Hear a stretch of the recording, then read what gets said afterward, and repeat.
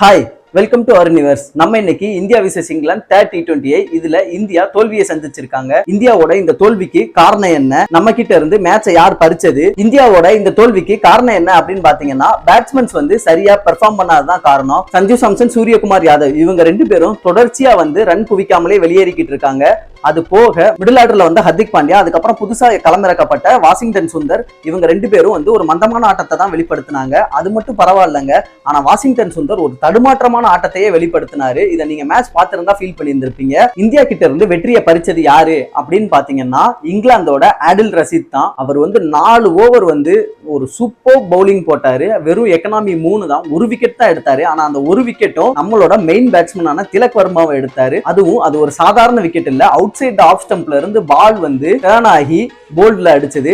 திலக் வர்மாக்கு ஒரு ஐடியாவே கிடையாது அந்த பால்ல. தி மேஜிக்கல் டெலிவரி அப்படின்னே சொல்லலாம்.